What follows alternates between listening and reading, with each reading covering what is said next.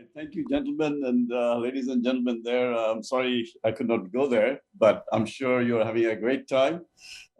So I'm here to tell you about digital twin-enabled systems. Specifically, I'll be going into, you can say, the design principles. It's going to be a little bit technical as well. So what I'll do is I'll give you a sense of my journey to start with, way back, maybe 20 plus years ago, right? When I started working at Lockheed Space Systems, the first few projects were to do with NASA sensor web. NASA has satellites, has ground sensors, and this is where the basic concepts of digital twin was born. In the sense, if you look at satellites collecting weather data, collecting you can say the Earth data, and you got also sensors which are on the ground. One of the challenges we were facing is how do you predict fires, right? How do you timely kind of track how fires are changing their motion, right? I mean location, right? And the only way we could think about is that if you can put a kind of a virtual layer of these sensors which are coordinating, right?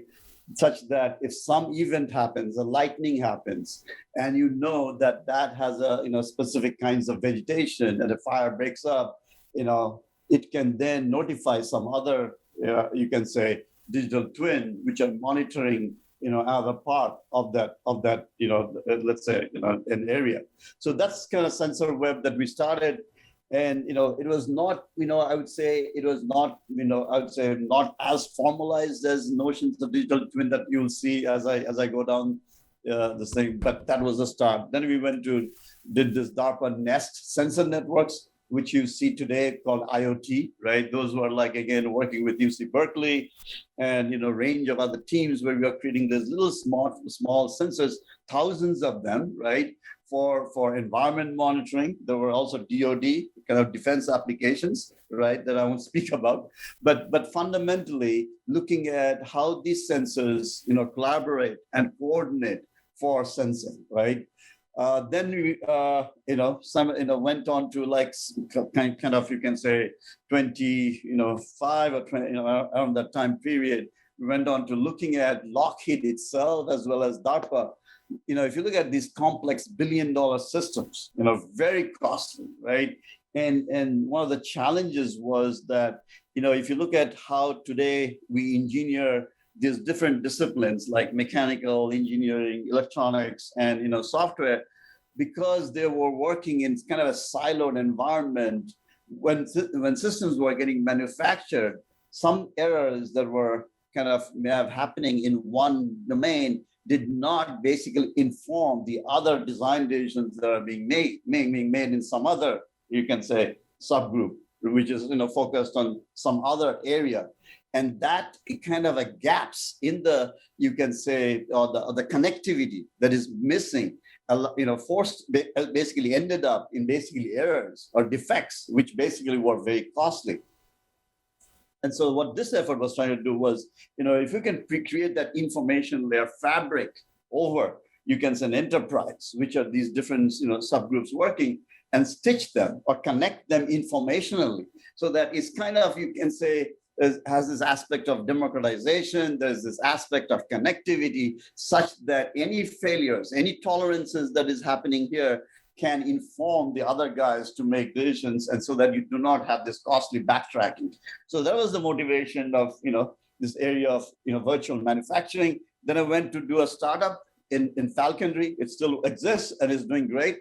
It's also in the area of creating these virtual sensors for industrial IoT, and this was I was working with General Electric, Siemens, and I think the talk that we are talking about, these locomotives, we are basically creating that virtual layer of these sensors, which were kind of monitoring massive complex systems like oil drill machines, as well as locomotives in the transportation arena, looking at how do you predict failures. And again, this is by connecting different kinds of sensors, which is kind of in a virtual sense. Obviously, you've got the physical sensors which are embedded in the machines, right? And we were basically using the telemetry from those sensors at this kind of, you can say, this virtual sensor layer to be able to do this predictive diagnostics. So then I went on to Starbucks, basically taking that same construct. So as you can see, what is happening was that as I advanced, I matured my thinking about what is a digital twin, and things became more and more, gained clarity of what was going on. Was under the hood, there is this understanding of, if you look at the domain where you got tons of, you can say, entities, and if those entities, right, I'm using in an abstract sense, these entities, right, if they are netted, that means they are ability to sense, sense and send this information, then you can decide and act on that, right? And if you can create that digital twin kind of, you can say, the digital layer, right, the digital fabric on top of those physical layers, then you have the ability to do scalable, you can say, connected operations. And this is the kind of the paramount theme that was also happening at Starbucks, which is basically saying, you got the stores, you got equipments which are producing coffee. And as you know, Starbucks, was the brand, the quality of the coffee was paramount, right? So the question was basically, how do every shot that the coffee makes, how do you basically kind of, you can say, monitor, track that the coffee machine is actually, performing to its standard, that it is delivering the coffee to the customer. And so the digital twin of that machine literally was actually, you can say, had a model of, hey, what was the temperature that the coffee was made? What was the, the grinding of the coffee that took place, right? And, everything, the physics that was going on.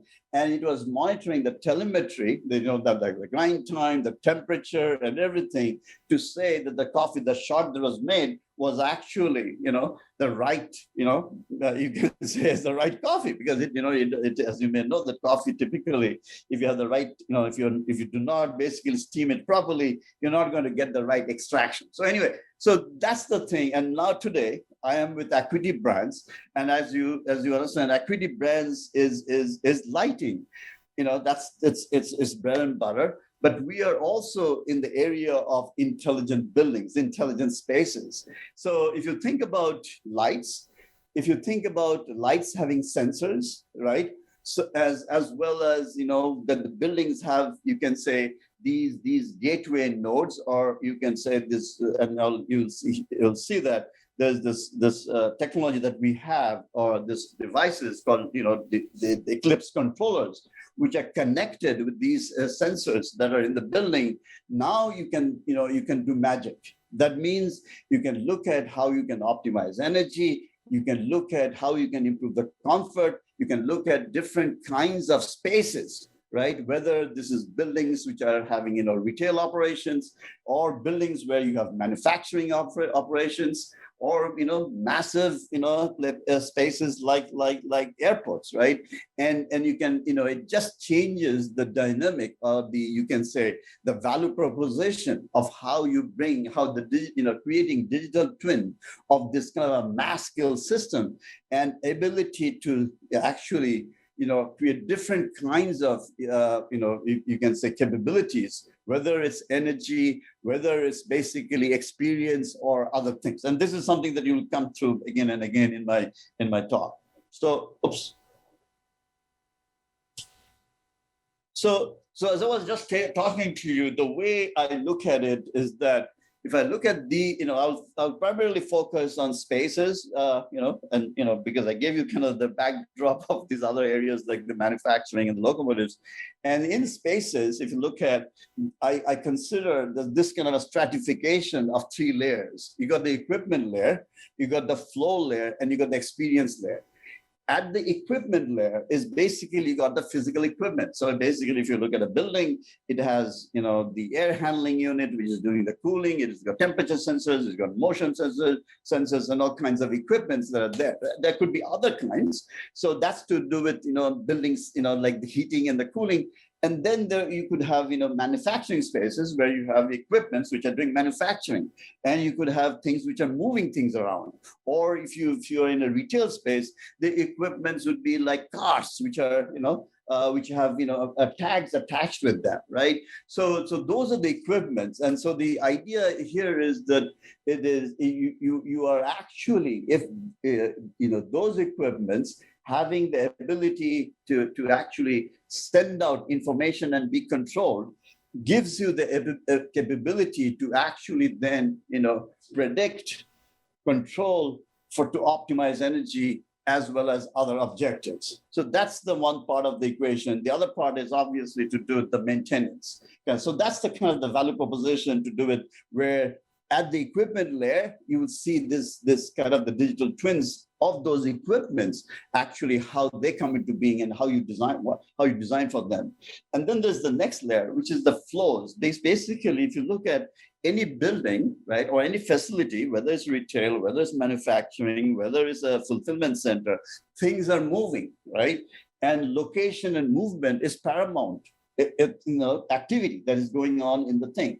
And so the ability to having a digital twin of you can say, these, you start obviously the entities which are moving, then you go into abstract things of flows, that is the movement itself, and you monitor, you are going to get a lot of, you can say, visibility of what's happening in the floor. And that helps you to actually, optimize the organization of the floor, as well as allocating resources. To give you a simple example, let's consider a retail space, and you're monitoring, hey, you know what? Here is a checkout stand, okay? And what I'm seeing is based on the flow in that zone, what you're seeing is there's a traffic that is building up. And so what you want to do is that visibility, that analytics is telling you, hey, you know what, at this rate, you're going to be predicting and anytime a delay of a customer from going from 1 second to maybe minutes. And so you can then, based on that insight, you can make a decision or alarm the facility manager and say, you know what, you may want to open up another check stand. So that flow information, flow into zones or across zones, whether it's the back office, the front office, or to do the equipments that are moving through. So it gives you a lot of, you can say, intelligence that allows you to become the floor to be more smart and intelligent, the space to become more smart from the perspective of the flow, because it's trying to optimize the flow. So if in a manufacturing case, it's basically, takt time. They're like what you're saying, what's the time it's taking for a product to come in and go out, right? So that's that. And then you got the highest level, which is experience, which is the personal, right? And human being living in a building, he cares about comfort.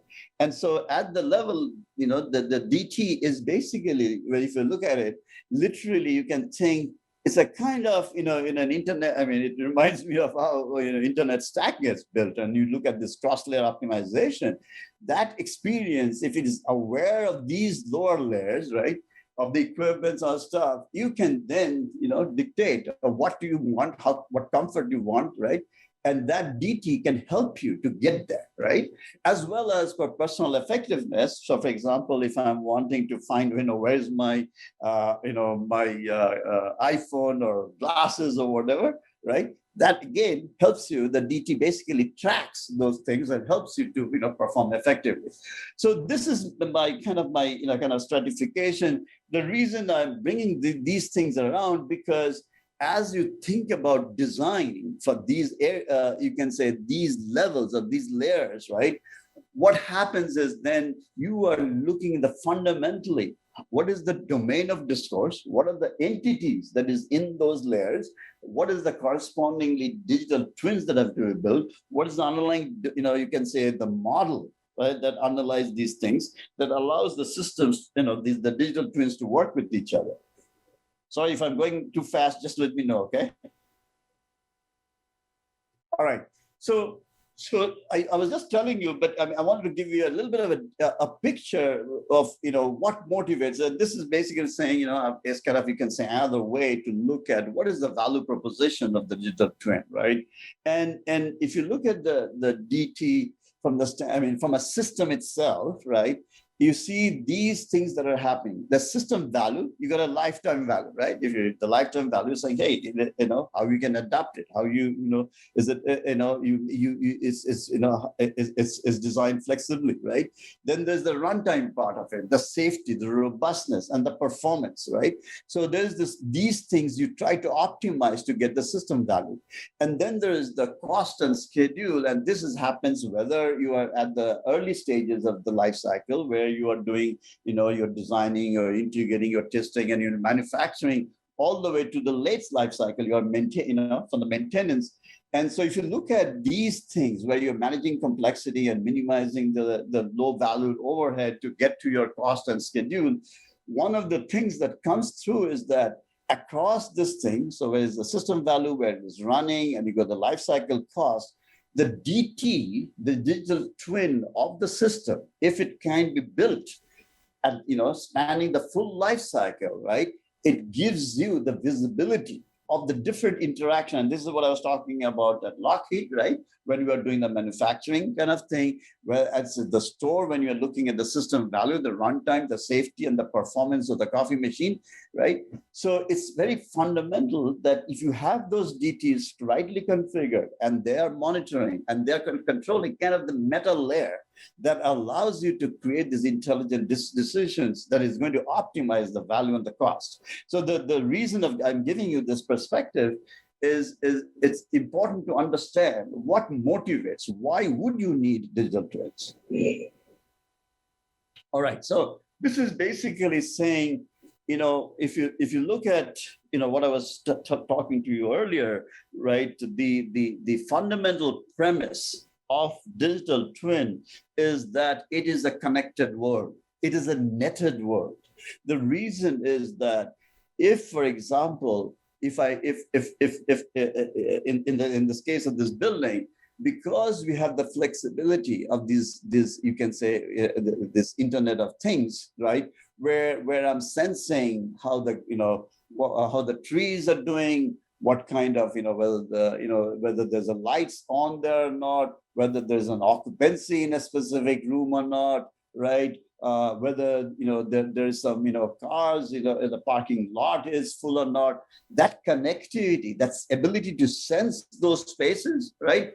And then connecting those spaces is then gives you the ability to create this overall space to operate in an autonomous and intelligent way. And so my premise that what I was trying to get you is that digital twin builds on the Internet of Things, because if they are not netted, you don't get digital twin. But the digital twin is basically that metal layer, right? You can say it's the brain of that overall system that I'm showing you here, right? That allows you to orchestrate in a manner it makes it effective, efficient, as well as energy optimized, right? As well as other kinds of objectives that you may have, right? So that's kind of what I call as the kind of the IoT is kind of, I would say, the strata that must be there, right? Otherwise, it's, this whole idea of the twins and the connectivity of the twins does not come into play. So then the question then comes in, well, how do I design? How do I design for scaling? How do I design for latency, right? Interoperability, connected operations, security. These are the topics that I'll be touching on in the next few minutes of the rest of my talk. Because at the end of the day, when you look at not one building, massive buildings, which has a lot of floors, which have a lot of equipments, a lot of people, a lot of equipments, right? Whether these are facilities, scaling is fundamental, right? How do I scale the digital twin? So if you look at it, the classical thinking of a digital twin means I got the data, and so now I got a database, and so in the database I got basically a data model, a record which talks about this thing. That is not digital twin. For me, digital twin is literally a live object, an object which is constant, is like a you can say a continuous software component, a continuous a thread that is actually monitoring the specifics of an object in the world as it changes its states, as it behaves, such that if I have the digital twin being able to actually take the sensory data, right, we predict, where the future state would be, then I have the ability to control. I have visibility if there is some unsafe operations would take place and all kinds of goodies, right? So as I said, scaling is fundamental, right? So I'll come to those themes again and again, right, in different forms. But so let me kind of now talk to you, right, kind of go into those pieces. So as I was talking to you, this is what I think is a kind of you can say the key components of a digital twin, right? I don't know how much you can see here, but what I have laid here, you can say the context diagram of a digital twin. So at the lowest layer that you see, let me see if I can, I don't know where can you see my mouse moving here? Yes, no? All right, I'll go ahead. Yes, we can see. Basically, yes? All right. So basically, you got the physical layer, right, which is the physical entities which are in the built world, in the spaces like the human, the HVAC, and the fan, the floor, all of that, right? And you got signals coming into this is one twin. What that means is when I see this box that you see here, this is a digital twin of a physical entity. So for example, let's say, you have a lamp, right, which is dimmable, right? You have a twin of that lamp, right? And that's why it's a digital twin of an entity, right? And it has different kinds of, you can say, functions. One is the state tracker. What is the state of the bulb? What is the luminaire that you got there, or an HVAC, right?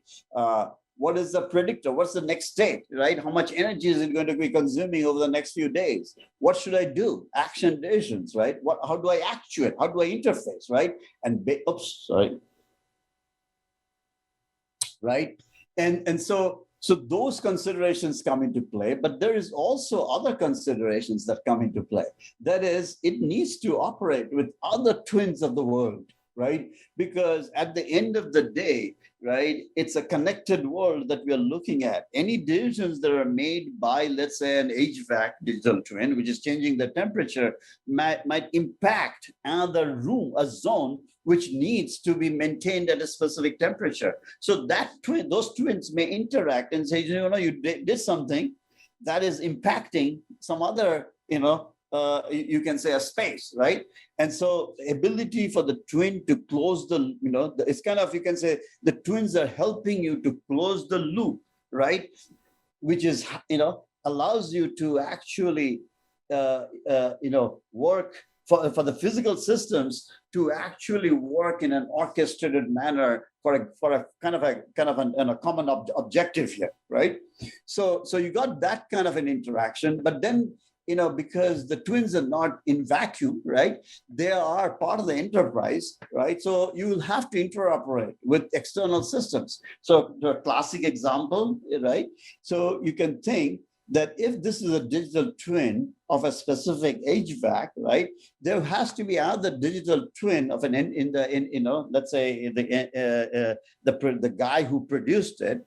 In this case, let's say it's Siemens, or it may be Lennox, or whoever the manufacturer is. So there is a digital twin of the manufactured object, right, which is the design that may be required in order for somebody to do maintenance of the digital twin that is actually instantiated or running in a space. So there's that kind of a relationship or interaction that must be, has to be brought in. So these links that you see here is what I'm talking about, is the connectivity that glues together information in a seamless manner and allows, as one would say, to kind of coordinate for a common objective or common goal.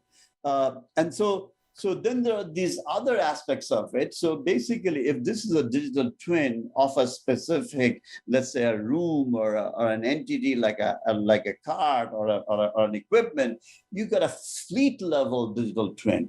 So what I'm introducing to you is that the twin is a representative not only of an entity, but also it is a representative of an aggregate of entities, like a fleet, right? So because because you want to have a fleet level model that allows you to look at what's happening across these members, so that if there's some exceptions that are happening, right, you can note. So for example, let's say, Tesla puts out a set of, a fleet of cars, right? One or two of these guys are behaving badly. How do I know, for example, that can, in very short time can actually impact all the other cars? And so the fleet level is kind of, you can say, at the visibility of all the other guys, right? That allows you to look at how basically something happening in a specific, vehicle or an entity or a location can actually percolate into other places. And this is the same thing with whether it's the virus, whether it's any other kind of what I would call as complex systems work, right? Prasanta, if I may interrupt you for a moment. You have 5 minutes left. Oh no, I need to. Geez, I didn't know that.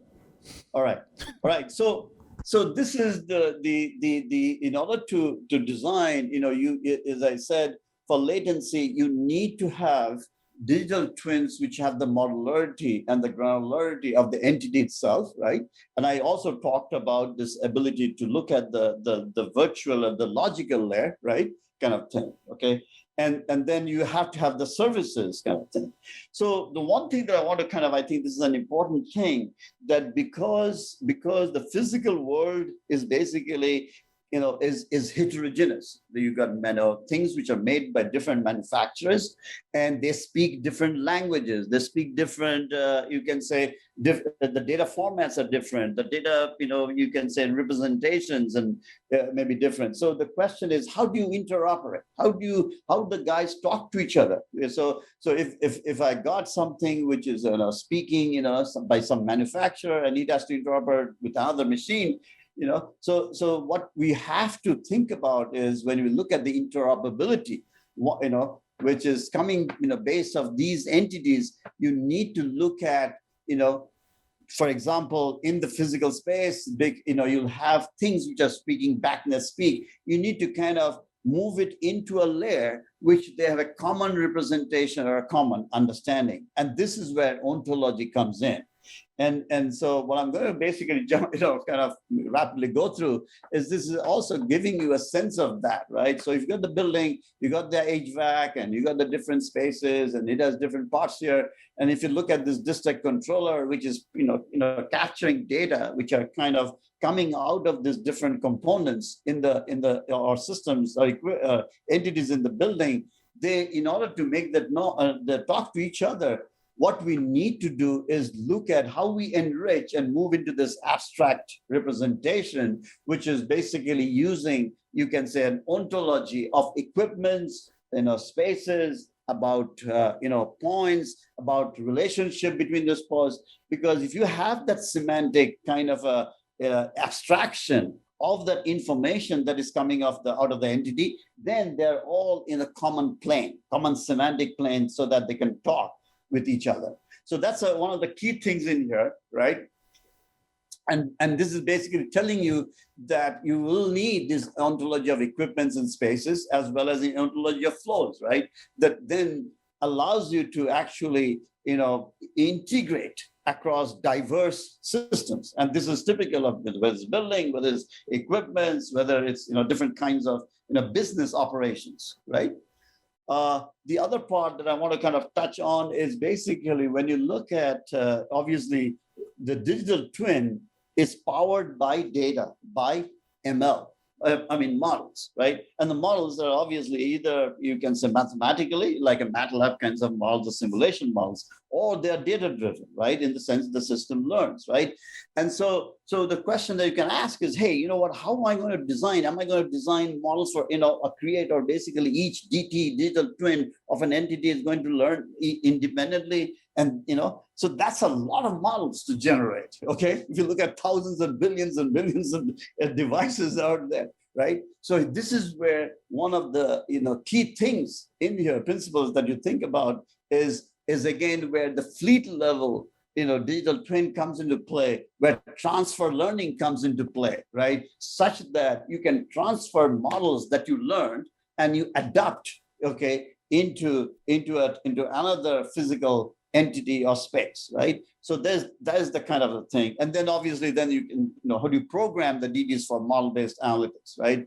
So this is then the security part of it. Obviously, it's paramount, right? Because at the end of the day, DTs are these digital twins are actually software entities which have state, which have data, and the question is who can control, who can access? Because any compromise, any kind of security breach that happens to a digital twin, you're compromising the entire system. So it's paramount that you have the right controls in place. And this is basically saying that you need to have this role-based access control. So for example, a twin basically is, since it's a kind of a surrogate, it could be for a human being doing a maintenance, right?